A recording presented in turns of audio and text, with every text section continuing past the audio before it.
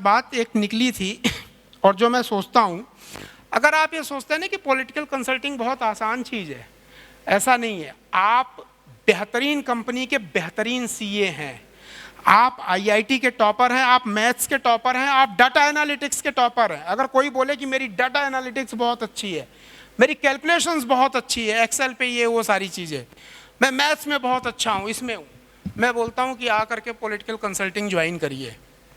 उसके पीछे भी एग्जाम्पल है।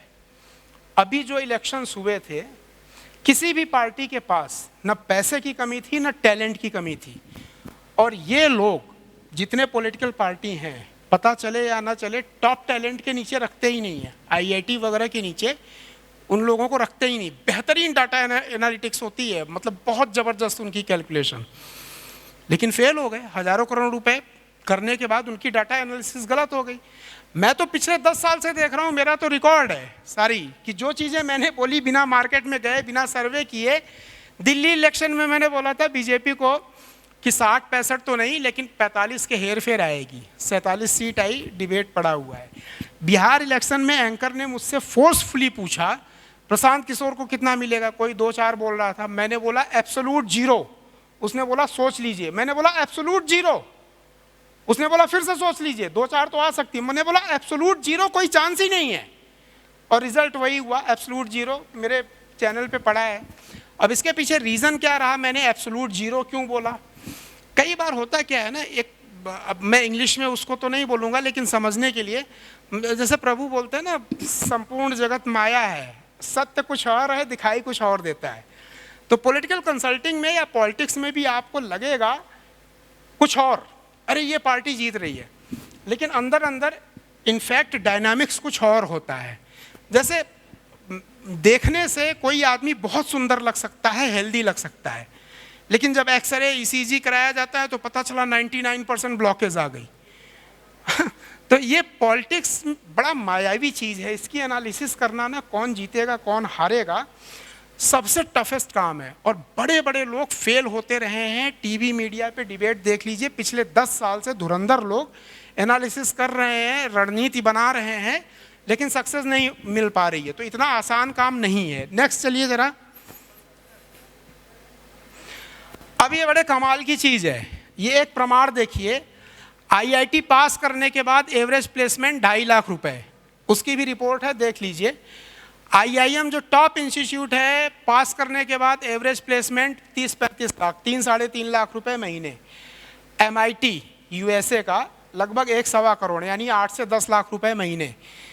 ये इकोनॉमिक टाइम्स की रिपोर्ट है कि 8 लाख रुपए महीने, और वो भी यूपी गवर्नमेंट, कोई प्राइवेट ऑर्गेनाइजेशन नहीं दे रही है। यूपी गवर्नमेंट ने डिक्लेयर किया कि अगर आप सोशल मीडिया अच्छे से हैंडल कर सकते हैं तो आपको 8 लाख रुपए महीने मिलेगा, यानी। और क्वालिफिकेशन क्या, कोई 90% नहीं चाहिए, कोई आईआईटी की डिग्री नहीं चाहिए, आप अनपढ़ हो तो भी चलेगा, बशर्ते आप यूट्यूब अच्छे से हैंडल कर लें। जो सरकार की पॉलिसी है, सरकार की नीतियां हैं, उसको इफ़ेक्टिव वे में बताएं, चाहे गाना गा के बताएं, चाहे ढोलक बजा के बताएं, कोई क्राइटेरिया नहीं, एकदम ओपन। और लोग कमा रहे हैं। मैं आपको फ्रैंकली बता रहा हूँ, मैं जानता हूँ लोगों को जिन्होंने एक छोटा सा सेटअप बनाया है, लेकिन वो माहिर हैं सोशल मीडिया के चीज़ों को वायरल करने के लिए, वो लोग कमा रहे हैं। इसमें कई बाइफर्केशन है, लाख रुपए, 2 लाख, 5 लाख, 8 लाख, जो जितना बड़ा होगा उसको मिलेगा।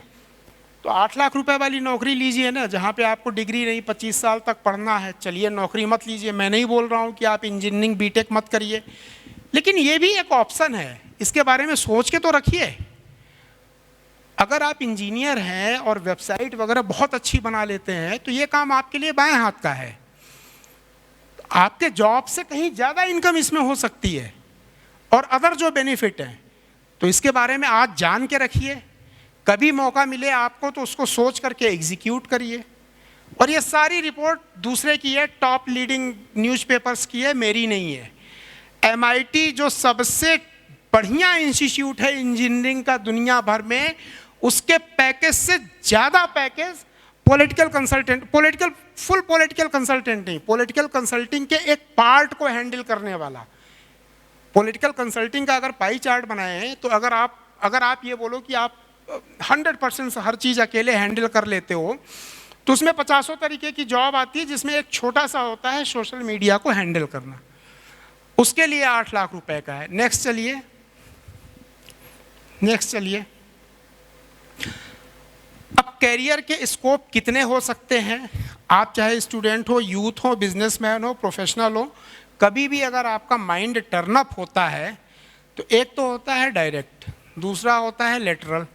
डायरेक्ट में ये होता है कि आप किसी पार्टी के मेंबर बन जाएं, पॉलिटिशियन बन जाएं, चुनाव लड़ें, मंत्री बने, मिनिस्टर बने, निगम में आप कोई चुनाव जीत जाएं, ग्राम प्रधान जीत जाएं।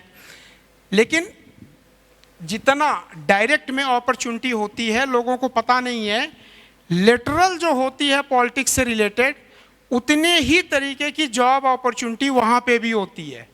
मतलब डायरेक्ट आप मंत्री, मिनिस्टर, पॉलिटिकल पार्टी के मेंबर नहीं रहेंगे। अब लेटरल में देखिए क्या है, पॉलिटिकल कंसल्टिंग की एक फील्ड है, दूसरा चीज़ है रिसर्च की है, डाटा एनालिटिक्स की है, सोशल मीडिया की है। मीडिया में भी यहाँ पे 2 हैं, 2 नहीं बल्कि 3-4 हैं। सोशल मीडिया का विंग अलग होता है, main stream media, electronic media अलग होता है, प्रिंट मीडिया का देखने वाला अलग होता है। और तीनों के पास इतने काम होते हैं कि उनके पास टाइम नहीं होता है। सर्विस प्रोवाइडर, सर्विस प्रोवाइडर में मान लीजिए कि पंपलेट चाहिए, ये चाहिए, वो चाहिए, बहुत सारी चीज़ें उनको चाहिए, कंप्यूटर चाहिए, लैपटॉप चाहिए, वायरिंग चाहिए। इलेक्शन के टाइम पे डिमांड बढ़ जाती है। लेटरल में 1-2 चीज़ें और होती हैं। आप किसी मिनिस्टर के ओएसडी या पीए भी बन सकते हैं, और जो किसी, अच्छा उसकी तनख्वाह भी बहुत अच्छी होती है। और जो उनका अगर कोई मिनिस्टर है, उसका गवर्नमेंट की तरफ से जो पीए या ओएसडी होता है वो आईएएस होता है, उस बेचारे की कम चलती है। He is just only the rubber stamp. उनके जो पर्सनल पीए होते हैं, इनफैक्ट वो सारे डिसीजन लेते हैं, पब्लिक से मिलना, ये करना, वो करना, उसके तरफ से फाइनल होता है कि कौन मिलेगा मंत्री जी से, क्या है, कैसे होगा। उसके बाद फिर उनके फॉर्मल पीए के पास वो चीज़ें जाती हैं, क्योंकि उनका वो अपना पर्सनल पीए उन्हीं लोगों को रिकमेंड करते हैं गवर्नमेंट को, जिनके साथ वो बहुत दिनों से जुड़े हैं। तो उनका फेथ रहता है, उनका बिलीव रहता है, इनफॉर्मल और फॉर्मल दोनों तरीके से वो काम कर लेते हैं। तो यहाँ पे हम लेटरल की बात करेंगे, डायरेक्ट की भी हम बात करेंगे। डायरेक्ट में या तो आप निर्दलीय लड़िए चुनाव, या तो आप किसी पॉलिटिकल पार्टी को ज्वाइन करिए, छोटे बड़े कहीं से भी टिकट मिले, आगे ग्रो करिए, जिस लेवल तक जा सकते हैं। एक और ऑप्शन है, आप अपनी पार्टी भी रजिस्टर करवा सकते हैं। अपनी पार्टी रजिस्ट्रेशन का एक प्रोसेस होता है। इसका रजिस्ट्रेशन केवल दिल्ली में होता है, मेन इलेक्शन कमीशन के हेड ऑफिस में, स्टेट में नहीं होता है। 3 से 4 महीने का टाइम लगता है, और खर्चा ऑफिशियली देखा जाए तो केवल 11,000 रुपये।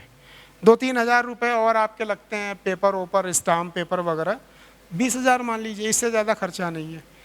लेकिन पॉलिटिकल पार्टी अगर सक्सेस हो गई, मैं कई लोगों को जानता हूँ पॉलिटिकल पार्टी उन्होंने केवल डोनेशंस के लिए करवाया है, पॉलिटिकल एक्टिविटी। दूसरी चीज़ और है, पॉलिटिकल पार्टी अगर आप रजिस्टर कराती हैं ना, तो ऐसा नहीं कि आपने रजिस्टर, उसके कंप्लायंसेस भी बहुत हैं। आपको पैन कार्ड भी लेना पड़ेगा, आपको सीए रख करके उसका रेगुलर हिसाब किताब भी जमा करना पड़ेगा, और वहाँ पे तो इलेक्शन कमीशन को भी जमा करना पड़ेगा, प्लस गवर्नमेंट अथॉरिटी को भी, कि इतना डोनेशन आया। अगर आपने बैलेंस शीट वगैरह टाइम पे जमा नहीं की तो एक टाइम के बाद आपकी पार्टी की रजिस्ट्रेशन कैंसिल हो जाती है, और फिर दोबारा रिन्यू कराने, उसमें भी दिखाना पड़ता है इलेक्शन कमीशन को। इतनी मीटिंग्स कंपल्सन है, साल में इतनी मीटिंग्स होनी चाहिए, ऐसे होनी, कुछ एक्टिविटी आपको दिखाना। अगर आपने नहीं दिखाया, ये केस 2 जगह हुआ था। ये देखिए क्या है कि 2 पार्टियां बर्बाद हो गई केवल इसी चीज के कारण, इलेक्शन कमीशन को रिपोर्ट नहीं किया। आपने देखा था शिवसेना उद्धव ठाकरे जी का जो सिंबल है उनसे छिन गया था, और ये बहुत बड़ी शिकस्त है, बहुत बड़ा लॉस है। 25 साल 30 साल से उनका सिंबल चल रहा है। लोग इतने लापरवाह थे कि उन्होंने इलेक्शन कमीशन को टाइम पे रिपोर्ट नहीं किया।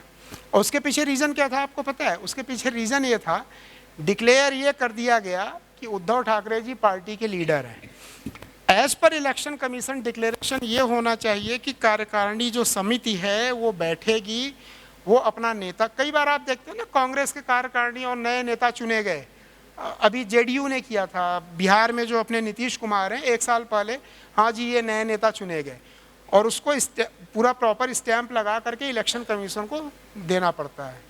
यही चीज़ एनसीपी के साथ हुआ। एनसीपी में भी 2 धड़े हुए, तो जो मेन सिंबल था वो उनके भतीजे को मिल गया, और जिन्होंने पार्टी बनाई थी उनको